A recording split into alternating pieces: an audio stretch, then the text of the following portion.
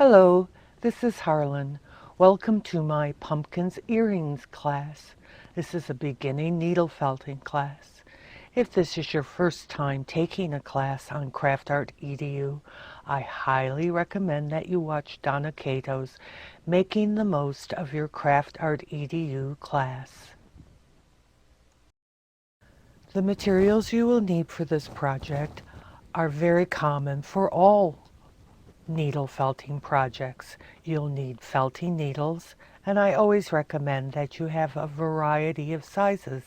Different needles do different jobs. You'll need a work surface.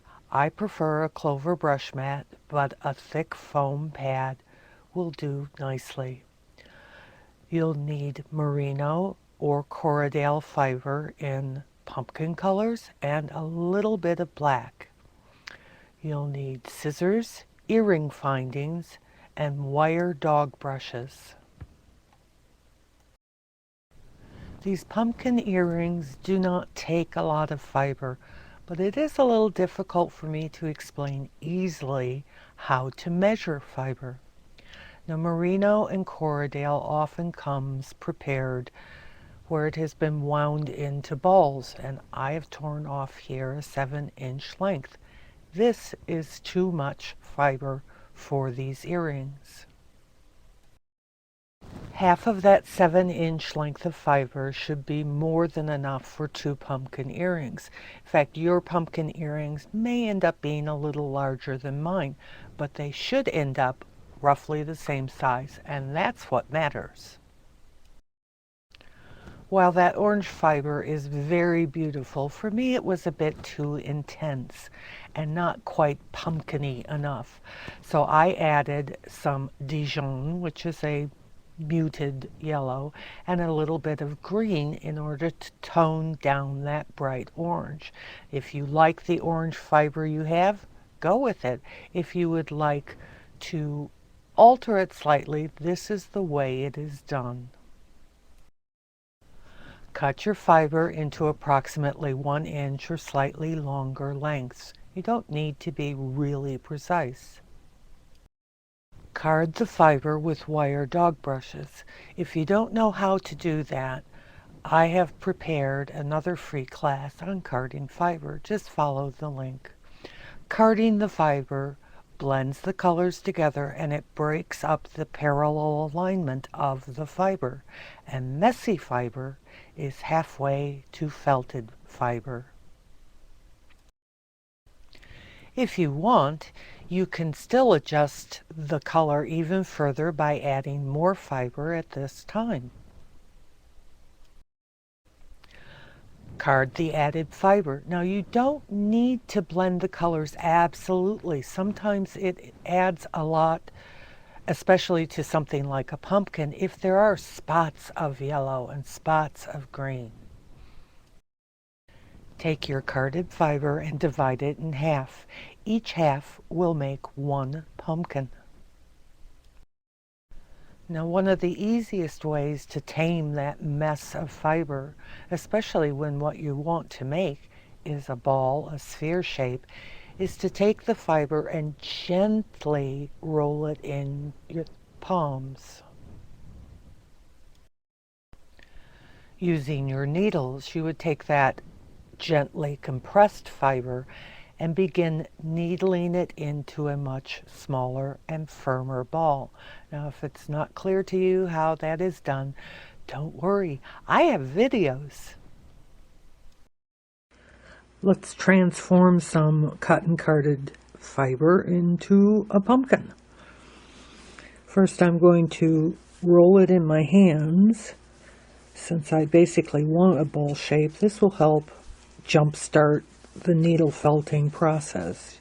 Now, I'm sure you don't remember exactly how large all that fluffy fiber was, but you can see it is smaller and it is lumpy, but that doesn't really matter because we will take care of that when we are needling. And now it is a process of doing a lot of needling to compact the fiber, increase the firmness, refine the shape.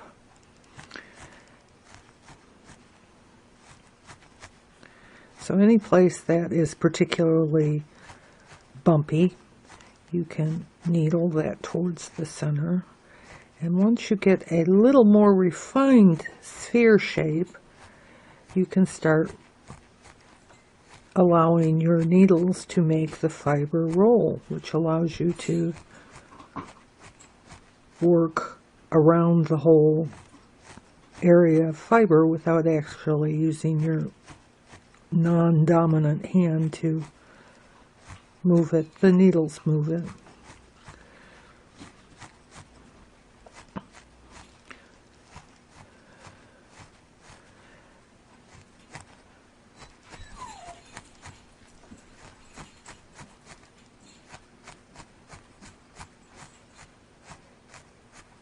That whine you heard was my young dog, Dottie. She finds needle felting pretty boring. I do not.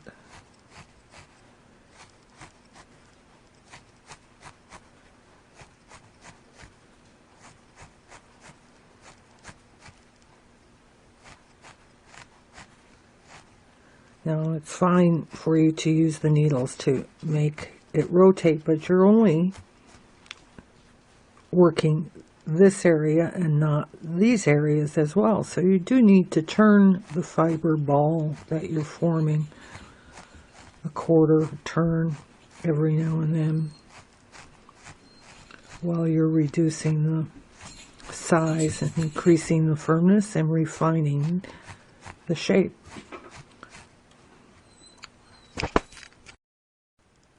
Okay, I've created two spheres that are very similar in size, but hardly pumpkin shaped, so it's time to do something about that. Let's put one of the spheres aside. Now, pumpkins come in a lot of different shapes, but I'm going to try and keep these basically round. I'm going to start needling a stem side and a blossom side, so I'm flattening top and bottom a little.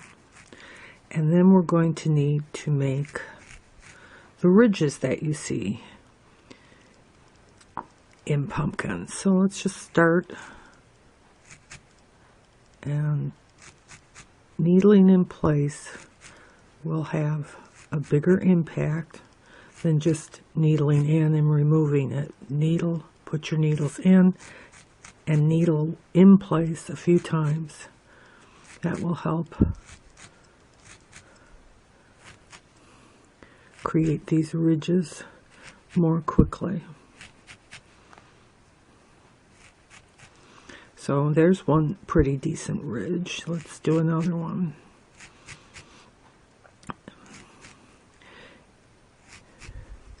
You should have at least 5, possibly more. 4 would look wonky.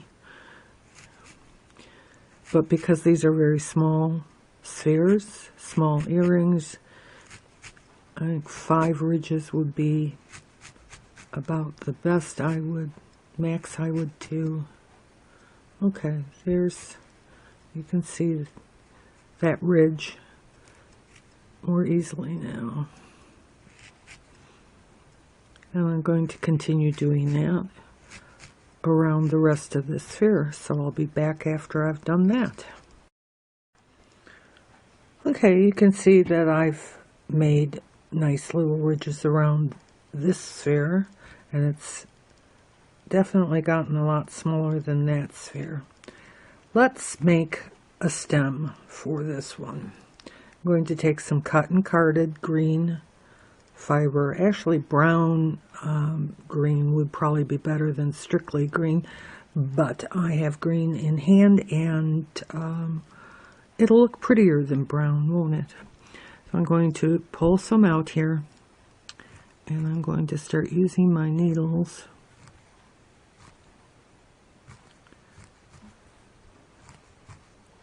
to form what I refer to as faux yarn. In this case, I'm not making any great length.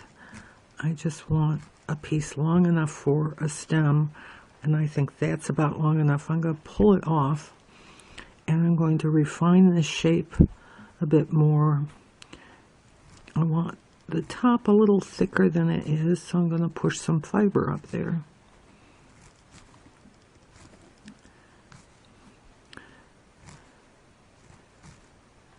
And I'm going to leave loose ends down here because we'll use those loose ends to attach this securely to the pumpkin. Once these are earrings, you don't want them coming off, so the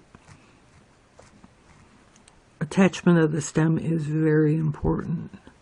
Okay, that's a fairly good length for this, and I want to refine the shape a bit more. I want it firm. Ideally, if this was larger, I would actually go in and try and make the ridges that you find on pumpkin stems. I think they're quite beautiful. But you can see this is beginning to form a very nice stem.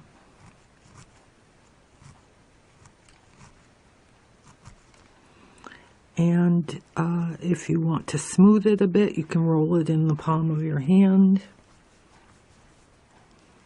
I don't want it having a pointy edge. I want it to have a flat top as if it has been cut. Now, if you can't achieve this with your needling, if you find that difficult, you could actually take scissors and cut off the top peak that was there. I think that's fine.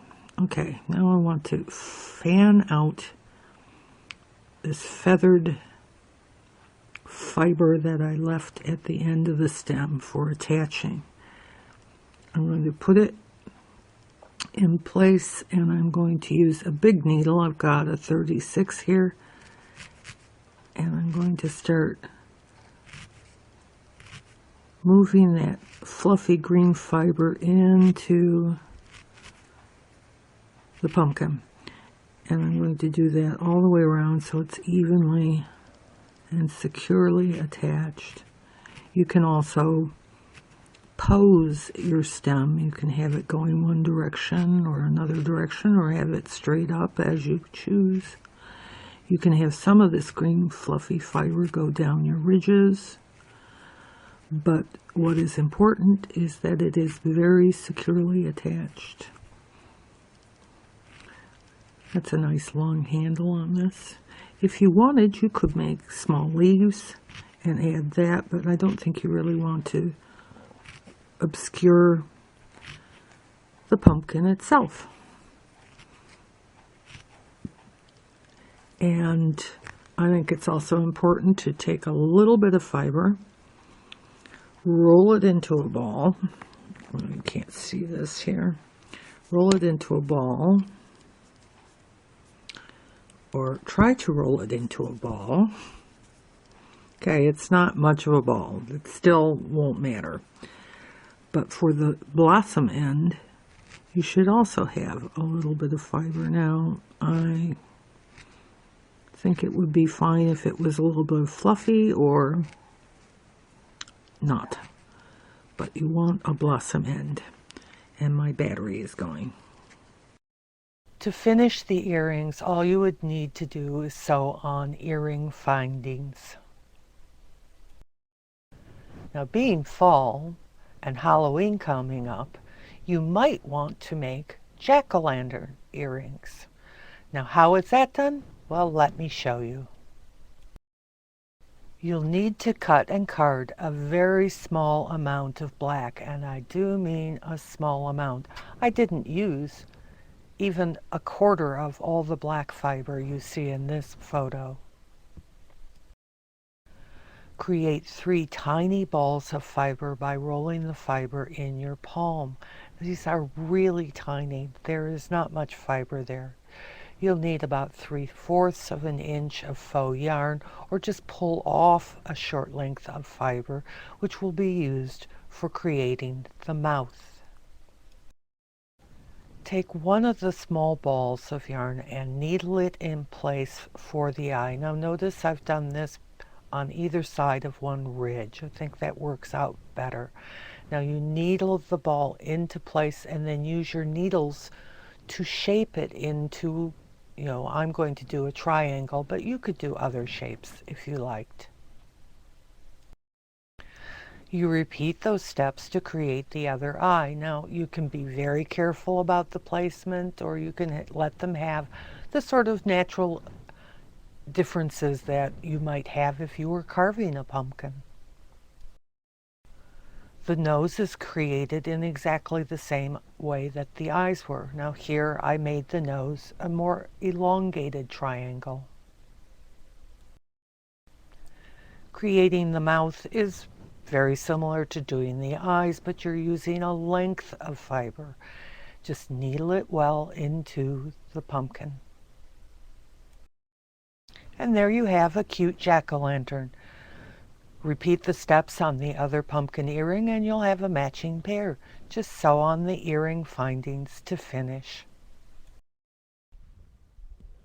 Have a question?